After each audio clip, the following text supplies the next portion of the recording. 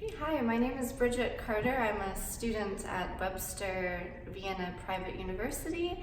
I'm studying my master's in international relations.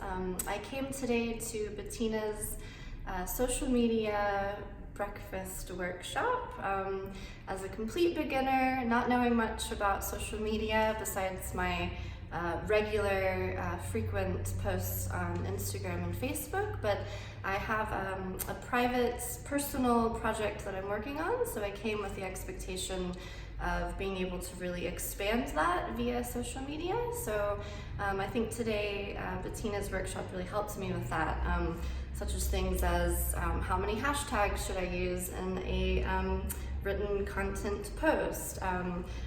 What about emojis? Should we use them? Should we not? Things like that, and as well as additional resources and links for growing and expanding the content of my social media posts. So highly recommended.